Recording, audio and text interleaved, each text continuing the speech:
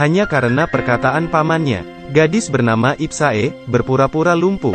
Dan selama ini, berandalan ini sering datang dan mengganggunya. Bahkan tidur di sebelahnya, tanpa malu berkata, "Kamu adalah harta berhargaku. Untungnya ada yang datang." Sebelum pergi, anak ini tidak lupa menciumnya. Untuk masalah ini, dia telah terbiasa. Tetapi kali ini untungnya dia tidak mengalami pelecehan. Wanita di depannya ini adalah pengasuhnya.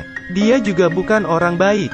Dia sering membuli Ipsae, memanggilnya bajingan. Dia bahkan mengeluarkan gunting dan mengancamnya. Lebih buruknya lagi, setiap hari dia akan menyalakan lagu dengan keras, lalu menari-nari di hadapan Ipsae. Untuk hal ini, Ipsae masih bisa menahannya. Satu-satunya hal yang tidak bisa ditahan, perawat Jaeyoung mengajak pacarnya kepala perawat Kim, dengan kedok melakukan terapi untuk Ipsae. Kim sering melecehkannya.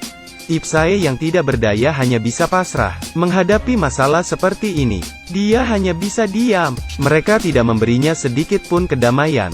Siksaan seperti ini membuatnya kesulitan tidur. Tengah malam, ada seseorang yang membuka selimut dan mengintipnya. Ipsae yang baru saja tertidur tidak mengetahuinya. Keesokan harinya, dia melihat seorang pria tidur di sampingnya. Ipsae sekuat tenaga mendorongnya, membuat pria itu terjatuh dan kentut. Pria itu kemudian melompat ke kasur lagi, dan Ipsae mendorongnya lagi, sampai pria itu membalasnya. Ipsae terus menarik bantalnya. Melihat itu, pria ini langsung menggendongnya, lalu dengan kasar membuangnya ke kasur. Ipsae terkejut melihat sikapnya. Entah dari mana keluar pria liar seperti ini, dan entah apa yang dia inginkan. Pria itu memindahkan kursi meja, kemudian menggendong Ipsae, dan menaruhnya di atas kursi. Pria itu lalu membuka tali pinggangnya. Ipsae merasa ada yang salah, langsung mengambil garpu dan menyerangnya. Akhirnya didorong oleh pria itu jatuh ke tanah.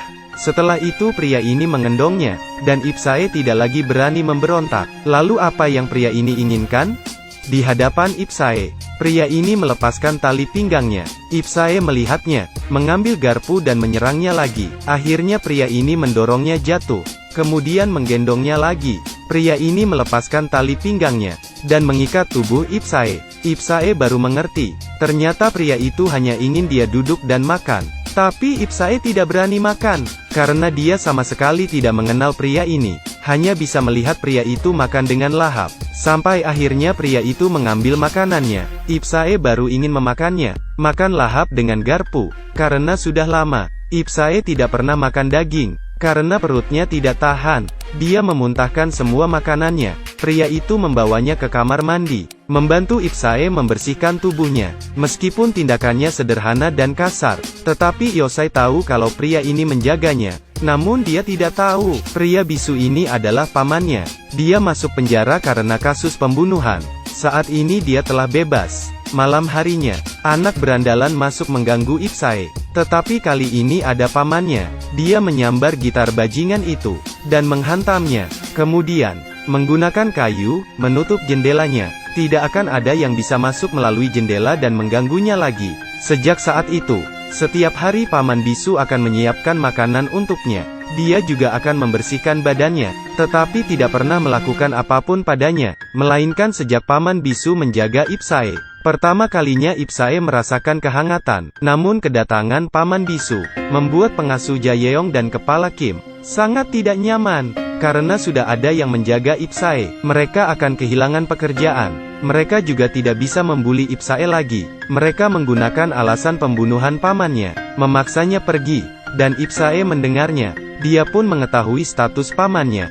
Karena Ipsae menolaknya, paman bisu pun bisa tetap tinggal. Tetapi selanjutnya, seorang polisi datang, mempersulit pamannya. Dia mengancam paman bisu, jika dia tidak pergi, masalah ibu Ipsae yang dibunuh olehnya, dan alasan dia membunuhnya, dia akan mengatakannya kepada Ipsae. Setelah beberapa pertimbangan, paman memutuskan tidak akan memberitahu Ipsae. Sebelum pergi, dia membuatkan sarapan untuk Ipsae. Pada awalnya Ipsae agak bingung, sampai dia melihat tas di samping itu, dan akhirnya dia mengerti. Tidak peduli bagaimana pamannya berkomunikasi dengan tangannya, awalnya dia terus melihat tas itu. Setelah tidak tahan, dia berteriak keras, dan dengan sekuat tenaga, menjatuhkan semua makanan di meja. Namun pamannya tetap pergi. Ipsae kembali lagi ke kehidupan seperti dulu. Malam itu, anak kepala desa bernama Kang Shik masuk ke kamar Ipsae, menceritakan masa lalunya. Setelah kematian ayah Ipsae, Paman Bisu selalu menjaga Ipsae dan ibunya. Tetapi, karena banyak yang menyukai kecantikan ibu Ipsae, mereka mencari kesempatan memperkosa ibu Ipsae. Mereka bahkan memotong leher pamannya, membuatnya bisu. Dan pada saat kejadian, polisi itu juga terlibat. Dialah yang membuat Paman Bisu menjadi kambing hitam, mengirimnya ke penjara. Setelah Kang Shik mengatakan semua ini, dia mulai menyentuh Ipsae. Dalam keadaan bahaya, Paman Bisu muncul. Ternyata dia terus menjaga Ipsae. Kang Shik pun mati di tangan Paman Bisu. Sejak saat itu, Ipsae sadar, dia tidak lagi memilih diam, tetapi akan membalaskan dendamnya. Tiba-tiba dia mengubah model rambutnya, mencari pengasuhnya Jaeyeong, menyiramkan air ke wajahnya, dan meminta Jaeyeong memanggil kepala Kim datang, memperlihatkan pertunjukan menarik kepada mereka. Pengasih Jaeyeong berlutut di tanah, melepaskan celana kepala Kim, tetapi kepala Kim berteriak, "Jangan-jangan!" Seketika Jaeyeong langsung menamparnya, kemudian mendorong ketua Kim, dan naik ke atas tubuhnya. Jaeyeong sekuat tenaga memukulnya. "Kamu yang mengatakan jangan? Kalau begitu." Jaeyoong mengambil gunting, tanpa ragu langsung menggunting terongnya. Seketika membuat ketua Kim kesakitan dan berteriak. Tetapi dia memang pantas mendapatkannya. Siapa suruh dia membuli gadis yang lumpuh? Namun pembalasan dendam ini baru dimulai. Sasaran selanjutnya si kepala desa. Putranya belum pulang selama 2 hari. Terakhir kalinya putranya masuk ke kamar ini. Dia mendobrak pintu dengan keras. Tapi di dalam kamar sepertinya sepi. Kepala desa mulai panik. Saat itu juga, Jaeyoong yang tiba-tiba berlari keluar, membuat kakek tua ini terkejut dan jatuh, lalu seketika meninggal. Setelah Paman Bisu membereskan mayatnya, dia membuka jendela yang ditutupnya. Malam harinya, berandalan ini datang melalui jendela. Tetapi begitu masuk mereka melihat sinar merah.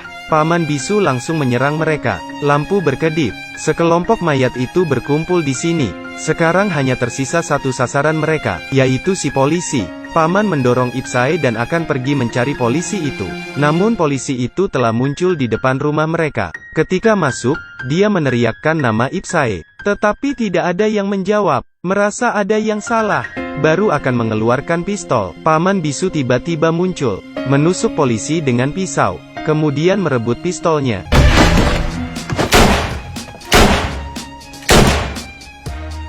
Dan semuanya akhirnya selesai. Ketika Paman Bisu akan membawa Ipsae pergi, dia terus batuk. Tiba-tiba banyak darah yang keluar dari mulutnya. Sepertinya karena penyakitnya, dia tidak bisa terus melindungi Ipsae. Paman Bisu menatap Ipsae dan menangis. Tetapi dia tidak bisa mengatakan apapun.